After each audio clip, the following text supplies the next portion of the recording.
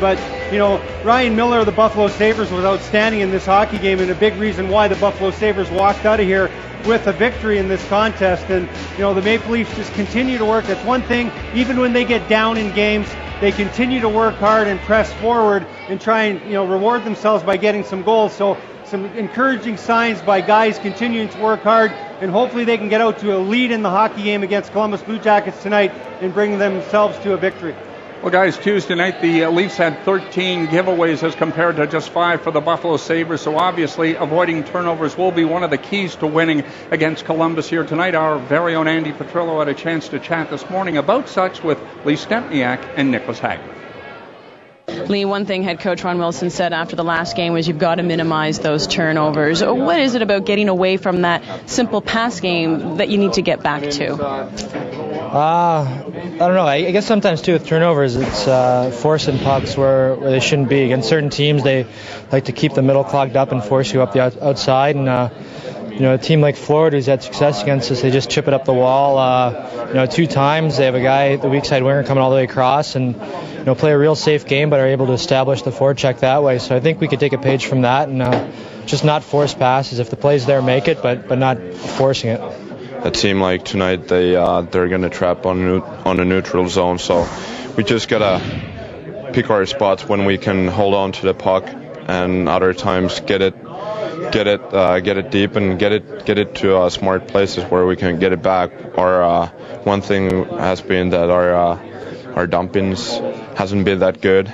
Their goalie gets to them or their D, so we gotta pay a little more attention to those. Do you also become more conscious of the fact that you have a young goaltender behind you playing in only his 5th NHL game tonight?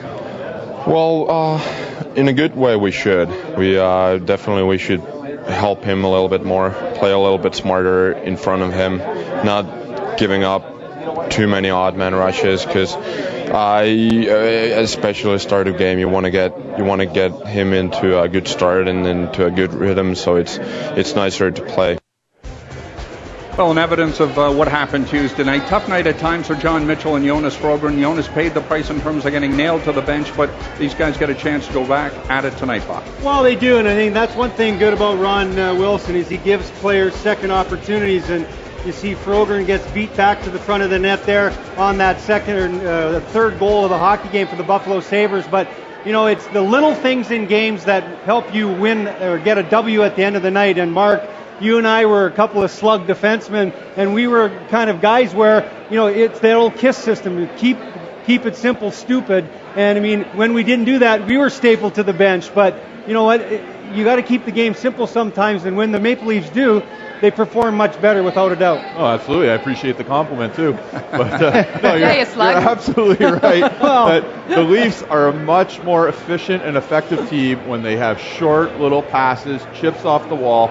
When they get themselves in trouble, it's because they're doing exactly what Lee Stempniak talked about in that interview. They're forcing it. They're trying to make that big play. And I think sometimes when they have those big offensive outbursts, like they did on Saturday night against Pittsburgh, they get all confident and they get that bravado about them, and they go out strutting, and they're thinking they're going to make things happen.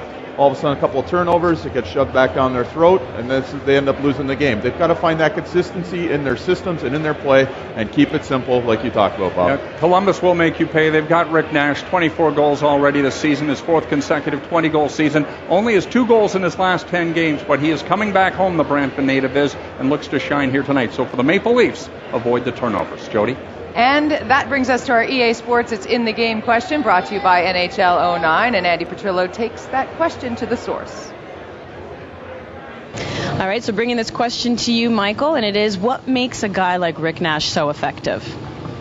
Well, you know what? He's very skilled, which is the obvious thing, but he's big and strong, and he's got very deceptive speed. And for a guy his size, when he's in tight with traffic, he handles the puck extremely well and able to get the shot off in awkward positions. And I think the unorthodox sometimes that he seems to be in is when he's most comfortable, which makes him hard to defend. So I think his talent speaks for itself out on the ice, but take us in the dressing room and tell us what kind of a captain he is. He's one of those lead by example type of guys. He doesn't say a whole lot. Kind of like a young Steve Yzerman or a young Michael Peca. He's early on in his tenure, he's just more leads by example, and so when he does say something, eventually it carries a lot of weight. Michael, thank you so much for taking the time. Good to have you back in Toronto. And that is your EA Sports It's in the Game question. Let's go back upstairs.